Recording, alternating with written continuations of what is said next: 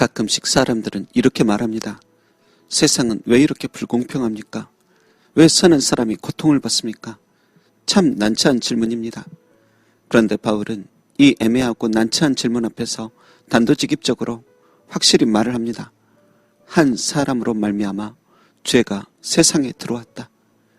어떤 제도나 환경에서 그 문제를 찾는 게 아니라 한 사람으로 말미암아 죄와 사망이 들어왔다 말합니다. 여러분, 어떤 조각상을 찍어내는 금형에 미세하지만 치명적인 균열이 생기면 이 금형에서 나오는 모든 조각상은 금으로 만들어졌든 진흙으로 만들어졌든 상관없이 똑같은 위치에 똑같은 균열을 가지고 나오게 됩니다. 조각상은 원하지도 않았는데 결함을 가지고 나오는 것입니다. 여러분, 이렇듯 바울은 고통의 원인을 외부의 환경이나 제도에서 찾으려 하지 않고 첫 인간 아담으로부터 말미암은 비극적인 균열에서부터 바라보는 것입니다. 여기서 우리는 하나님을 향하여 또 이러한 의문을 품습니다. 그렇다면 전능하신 하나님은 왜 그 비극적인 균열을 방치하셨나 하는 것입니다. 우리 인간 같으면 망가진 금형은 버리고 새 금형을 만들 것입니다. 만일 프로그램에 문제가 있다면 그 프로그램은 삭제하고 계속 업그레이드 시켜 새 버전을 만들어 새로운 초인류 2.0으로 다시 출시할 것입니다. 그런데 하나님께서는 왜인지 가장 효율적인 방법을 선택하시지 않습니다. 아담과 하와를 폐기 처분하고 새롭게 다시 만들지 않습니다. 하나님은 처음부터 진심으로 아담과 하와를 사랑하셨기 때문입니다. 그래서 대체품이 싫으신 것입니다. 천명의 완벽한 인간을 새로 만드는 것보다 망가진 그 한 사람을 계속 사랑하고 싶어 하시며 효율보다 존재 그 자체를 원하시는 것입니다. 여러분, 만일 하나님께서 효율을 중시하셨다면 우리는 건뜨다면 버려지고 폐기 처분되었을 것입니다. 우리가 그렇게 언제든지 버려져도 전혀 거리낌 없는 그런 존재였다면 애초부터 사랑하지도 않으셨고 그리스도의 십자가도 필요 없었을 것입니다. 그리고 한 사람으로 말미암아 죄와 사망이 세상에 들어왔지만 하나님께서는 또 한 사람을 보내시어 그로 말미암아 은혜와 영원한 생명이 임하게 하십니다. 죄와 사망이 들어온 통로가 한 사람이었듯이 또 다른 한 사람, 곧 그리스도 예수님으로 말미암아 은혜와 구원이 들어온 것입니다. 여러분, 아직도 이 세상은 여전히 선한 자가 고통받고 무질서의 모순 속에 있습니다. 그러나 하나님께서는 아직 죄인일 뿐이나 다시 돌아올 아담 같은 이들을 기다리십니다. 이 고통의 세상 속에서도 믿음과 소망과 사랑을 꽃피울 그런 사람들을 찾습니다. 혹시라도 지금 당장 새하늘과 새 땅을 선포하시고 모든 것을 리셋하신다면 그 과정 속에서 아직 하나님께 돌아오지 못한 혹은 고통 속에서 하나님을 알아가야 할 수많은 아담의 후예들은 기회가 없을 것입니다.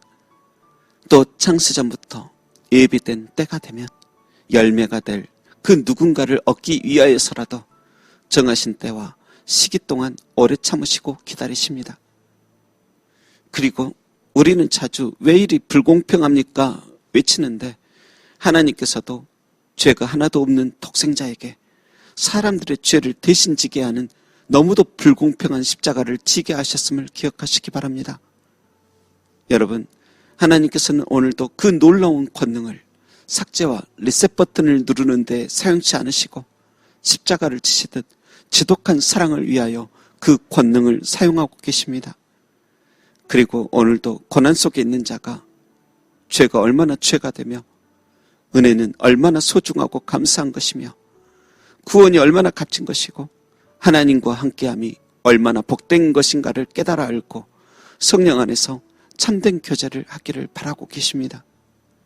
온전히 새롭게 교체된 당신보다 망가졌으나 계속 성화되어 가며 주님을 사랑하고 찬양하는 당신을 더욱 사랑하십니다. 당신이라는 걸작품이 죄로 인해 균열되어 있을지라도 하나님은 당신을 폐기하지 않고 그 균열 속에 그리스도의 보혈을 채우시길 원하십니다. 깊은 절망의 밤에 희망의 별을 바라볼 줄 아는 참된 인간 되길 바라십니다. 오늘도 아마 우리는 욥처럼 고통받는 세상 속에서 왜입니까 하며 그 이유를 알고 싶어 계속 항변할 수도 있을 것입니다. 그러나 여러분, 어느 날 성남 파도가 잔잔해지듯 당신의 마음도 조금 평정을 찾거든. 그때는 반드시 하나님의 사랑의 흔적을 찾으십시오. 문화재 같은 귀한 책이 조금 헤어지고 찢어지고 오염이 되었어도 그 가치는 너무도 높아 원본을 폐기하려 하지 않듯이 당신이라는 세상에 하나뿐인 원본을 여전히 사랑하시는 주님의 은혜를 발견하십시오. 부디 오늘도 한 사람이 상상 못할 큰 죄를 저버렸으나 또 다른 한 사람, 하나님의 아들로 메꾸신 그 하나님의 마음을 배우는 복된 하루가 되시길 주님의 이름으로 축원합니다. 기도하겠습니다. 오늘도 그럼에도 불구하고 하나님을 사랑합니다 라고 고백할 줄 알게 하소서. 오늘도 왜만 외치며 살아가기보다 그 아픔은 간절한 강구로 변하게 하시고 성령의 위로를 받게 하소서.